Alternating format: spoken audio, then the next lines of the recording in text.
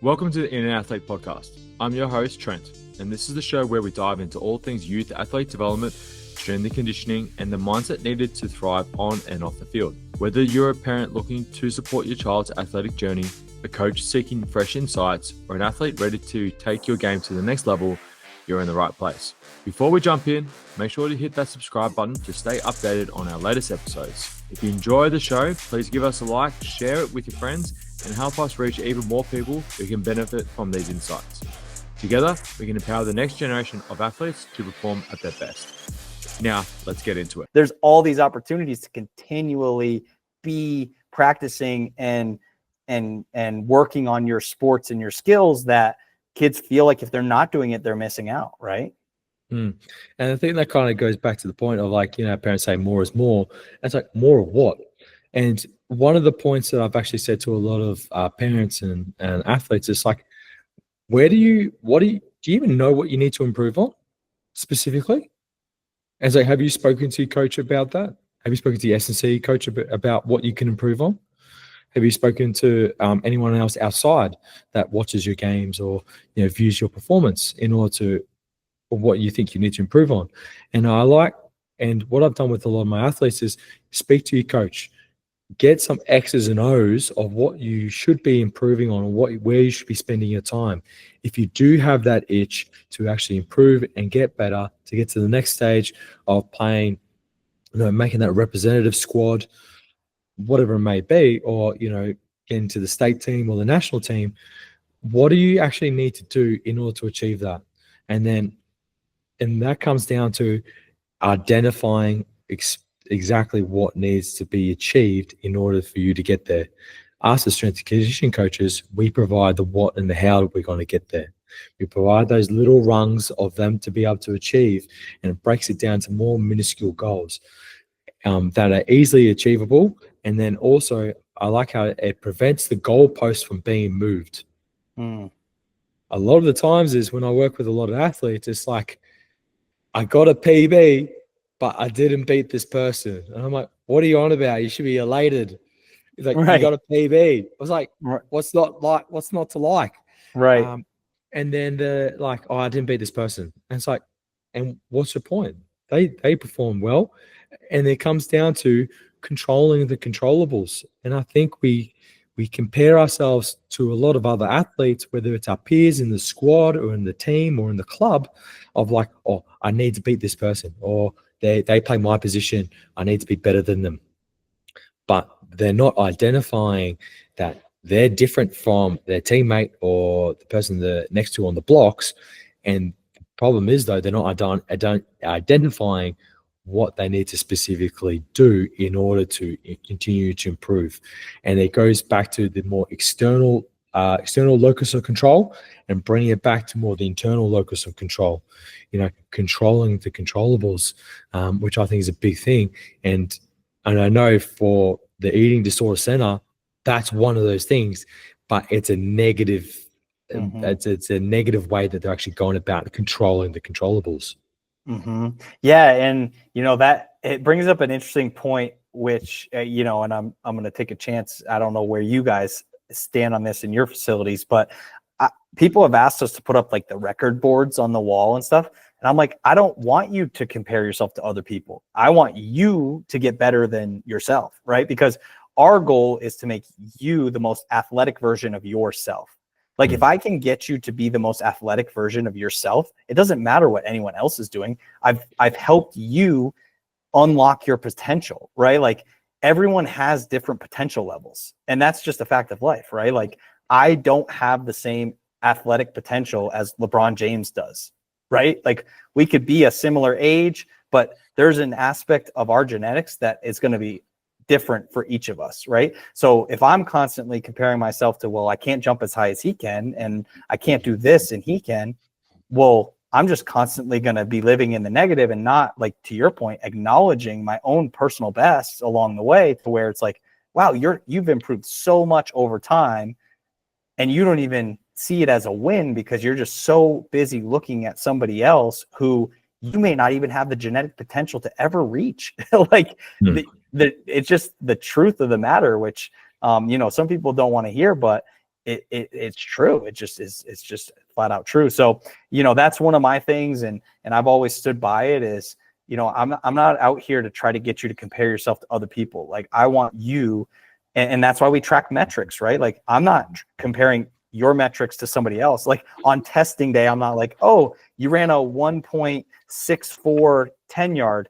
But 3 days ago, someone your same age ran a 1.59. So, I mean, that's cool. But you improved by, 0.04 of a second or something. It's like, oh, well, but it's still not as fast. Like nobody would ever do that as a coach. Like if you're doing that as a coach, you're not a good coach, right? Yeah. And look, we do have a record board here. I knew I was taking a chance. Yeah, I know. That's all right. No, but I think the way that we utilize it is for our older athletes, it does become an important thing to be able to compete with others. Sure. And I think that's kind of the reality. If you're 16, 17, 18, it's kind of like you're learning to compete against others in different regards. And that kind of competition does bring out a competitive nature out of people as well, as long as it's positive spirited or in the right, it's spirited for the right reasons. When it comes to our younger kids, we do like parents reports. So every quarter, we'll do like a quick summary of what we've noticed in the gym from a subjective point of view. We also use our testing data and providing that as feedback.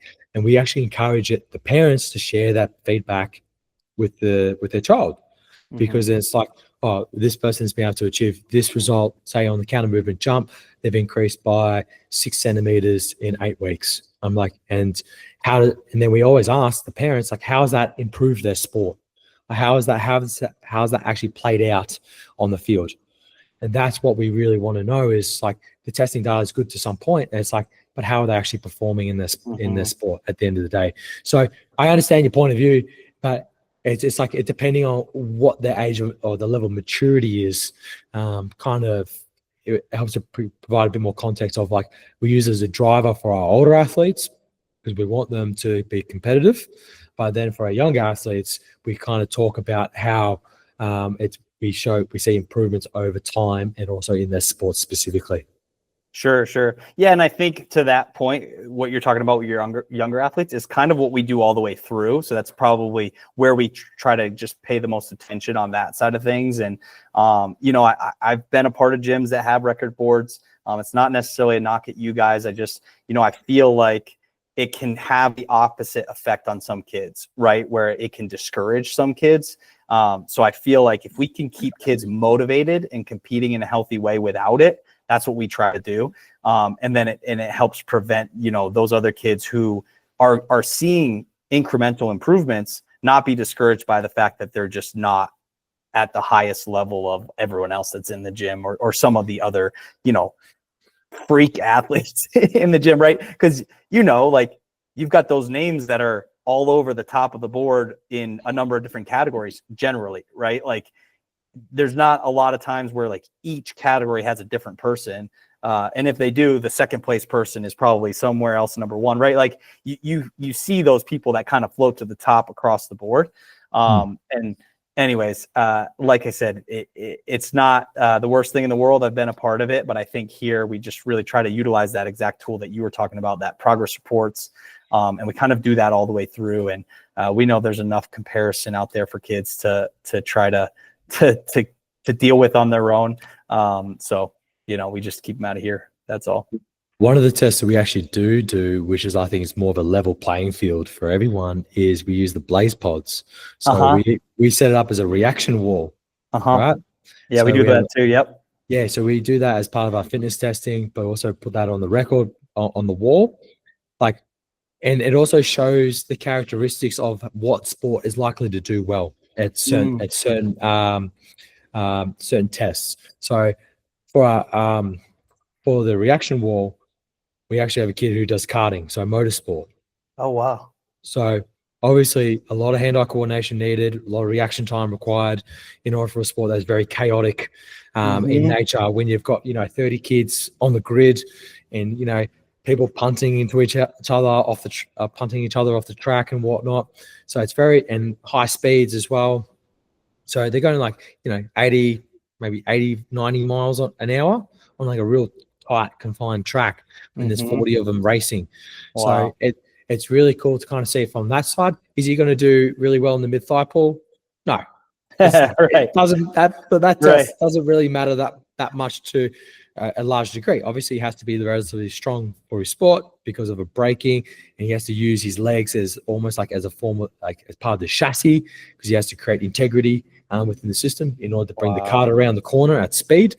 And then for the girl, she's not even that far off from the all-time record as well, and she's got a soccer background. And like she plays on the field, but I'd say put her in goals. Right. Put her in goals. She's got the reaction. She's got amazing reaction time. So she's really good. And it's, it's 30 seconds. It's quite intense. And then we had one of our younger girls who's a cheerleader, and she did really well on that. Wow. So it's good to see like a mixed bag of athletes, do well at certain areas of fitness. And it kind of highlights that, and it helps them create more of an education tool for the kids as well. So if they play a sport like Australian rules, are they going to be amazing at, at vertical jump compared to like our basketball, or we actually have a hammer thrower, right? A hammer thrower, she's amazing. Her vertical jump's amazing. So, it gets them to understand that they may not be able to reach the record is because they have to do it at a very high degree in their sport. They have to have powerful legs. Right. So it becomes a bit of an educational tool from them. It's like, yes, you're not going to get the record, but this is the reason why. And it's like, okay, cool. And then they start to live in a world of reality. Right. Sure. Yeah. And then I want to kind of like hop on, is like, we talk about like agency for the athletes, right? Talking about, teaching, you said briefly about, knowing when their body is sore and making that judgment call. So how do you kind of get the athletes to develop agency over the training, and knowing when to push hard and knowing when to dial things back and modify things? How do you go about developing that with your athletes?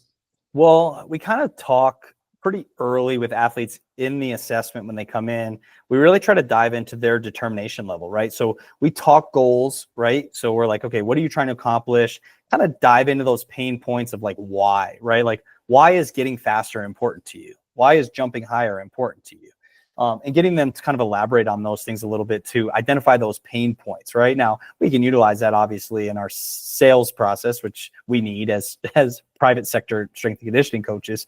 But also, we want to know, like, okay, how important is it for you to fix those pain points, right? So we'll go through them. We'll talk short term, then long term, right? Like, are you trying to do this in college? Are you trying to play professionally? Because our goal is to help you feed your dreams, right? Like, we're not going to tell you that that's impossible. We're just going to try to put you in the best possible position to succeed, right? We can't control how good you are at your sport, but we can make you super fast and super athletic and super strong and all that fun stuff. And then we'll ask them, like, okay, on a scale of 1 to 10, how determined are you to actually accomplish these things? 10 being the most, 1 being the least, right? And they'll, identify a number, right? They'll say 8 or 9 or 10. And, if someone says 6 or 7, sometimes I'm like, okay, well, let's get out here and move around. And, at the end of the day, I know that this is not for everyone, but, if you don't really want it, I can't want it more than you do, right? So we already start to build that verbiage into them of like, you have to want this. You have to take ownership of the fact that you want to accomplish these things, because I can't make you want, like, I can't want you to be fast more than you want to be fast, right? Like, I can't want you to jump higher more than you want to jump higher. I can help you get there, and I can match your level, and I can try to push you at times where you feel like you might not, have it all in the tank. But I need you to take ownership of that. I need you to say, like, okay, I'm going to do whatever it takes. And then we identify some things that they're going to be responsible for based on what they said, right? So again, I don't know if we've ever really had kids see success or stick with us who are a 6, right? So usually people are 8 to 10. And we say, like, okay, so through the first part of your program, you're going to have some stuff you have to do at home. A 9 will do that stuff, right? And they're like, yeah. So they're already starting to take, and I assume by agency you're meaning kind of ownership, right? And they're out there like being like, okay, I know that I have to do these certain things to succeed, right? So they're already starting to mentally take that ownership of like, oh, now I'm being held accountable to what I said, but I didn't. And I say, I didn't make you say that number, right? Like you said that number. So I'm only going to hold you accountable to what you said. And then I say, if your parents are going to invest in this, and if they're going to bring you here, right? Like they got to know that you want it too, right? So we start to build that agency in them early. And then, throughout the training process, it's like anything else, right? It's a roller coaster, right? Like sometimes kids are really high, really motivated, super pumped up. And then sometimes their girlfriend broke up with them and they failed a test, and they're just low, right? So now you become more of a therapist almost than a strength and conditioning coach. And you're like, hey, listen, you're trying to get them out of this negative mental space. And sometimes you're like, let's just get the most out of what we can do with where you're at today. And I think kids find a lot of value in knowing that we're going to meet them where they're at, right? We're not always going to be another like just driver that's like, oh, you're feeling down today, I don't care. Like, oh, you're sore today, who cares? Like, you need to come out here and get a PR, right? Like they're just going to hurt themselves. So I think knowing that they have someone on their side who's going to support them, push them when they need to be pushed, but also take into consideration everything else they have going on, really helps kids feel like they have that ownership of their experience, right? If they're always afraid to like share where they're at or how they're feeling because they think you're just going to come down on them, it's really hard to like be true to yourself when you can't be true to the people that are out here trying to support you, right? And I hope that kind of helps answer your question. And I don't know if you're trying to go another way with that, but that's just the kind of things that come to my head when it comes to the experiences that we have specifically here with our athletes. Yeah, I did a trial in the first term of this year in Melbourne. One of my coaches and we brought in a bag of lollies for our youngest, for actually all our swimmers. And we brought them in every training session, give them a couple of lollies and see how they felt. And to be honest, the mood actually started to pick up. And then school holidays came around, and then we returned back for our second term. And then we stopped bringing the lollies in. And we made a really interesting point. The output and effort that everyone put into the session was heaps better when we actually gave you some lollies or gave you some food to actually eat. So now it's like, oh, we want lollies. And I'm like, well, if you want to bring lollies in, it's up to you to bring in the lollies, right? We did it like, we obviously told them, yeah, it was only, and I told them like, it's like, they thought we were being nice. Secretly, I was doing it as a science experiment. It proved my point that the kids were actually under fueling, and and sometimes the kids don't actually know how to bring up the conversation or actually they have to experience the change that they want and have that stripped away from them to some degree as well. So when we took it away, I said to them, it's like, how was everyone feeling when I was giving you, a little bit of carbohydrates or lollies, candy for you, before your training session? It's like, oh yeah, we're feeling pretty good. I feel like energy was good. I feel like training was good. And then some of them had to hop in the pool afterwards, and like the training output was really good. And it's like, okay. And then their performance actually started to drop as a result. So now what's happened is pretty much all of them are bringing food in now. Wow. Yeah. So because I showed them and got to experience the change that they really wanted to have. And now they're actually taking ownership by actually saying, we need to have something to eat after our swim and before gym or after school. Wow. And we're starting to see it. And it was really cool, like epiphany moment. It's like, I'm glad it actually worked out for the right. Sure, right. So I had my fingers crossed. So I was so glad about that. And then the other part is when it comes to the advocacy, self-advocacy and agency, that I've noticed is when the athletes start speaking to their coaches on what they need to improve on, especially during the off season, is I noticed that their motivation to achieve more starts to pick up as well. So their output in the gym really starts to improve from that perspective. And the one thing I noticed when they start to see the output in the gym improve, we as coaches, we will actually acknowledge that as well. It's like, hey, I've seen you doing this. I've seen you moving really well, doing that when you used to struggle with it. It's really great to see that you're doing that. And then we're going to continue to progress it because you're getting better.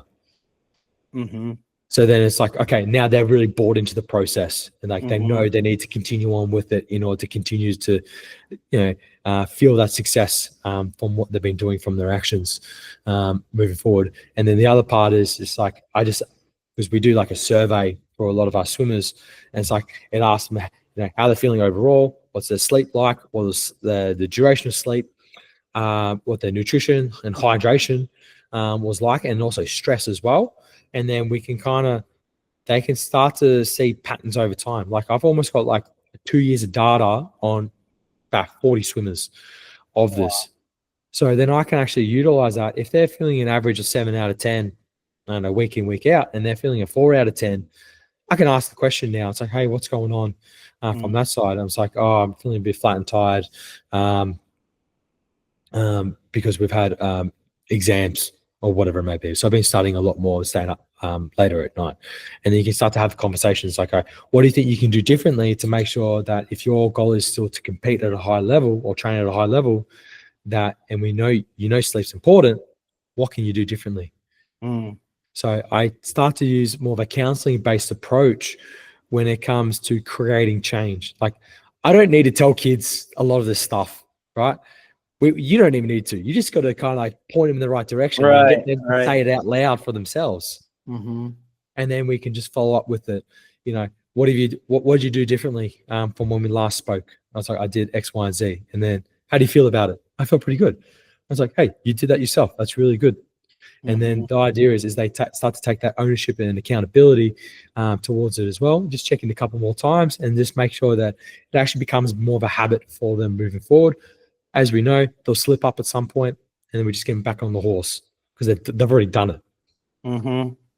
Yeah, no, and that's such a good point with the fueling, because I think that's probably one of the biggest things that kids lack, right? And especially if they're coming straight from school, I think kids are used to just like rolling out of bed and doing things, right? And just feeling like, oh, I can do this, right? But the concept and the understanding of, well, maximizing what you're doing is really important. And if you don't fuel properly, yeah, you can go through the motions, right? But we know as strength and conditioning coaches, and I say this all the time, like if you're not training with intent, you're not going to get what you want out of it, right? Like you can do just about everything you're going to do in here in kind of a 75% way and not get a whole lot out of it, right? But if you're training with intent, everything you do, obviously you can gain a lot of advantage there, and understanding the correlation with the nutrition side of things is super huge. And I like what you did. That's really, really cool. And I'm glad it worked out for you too.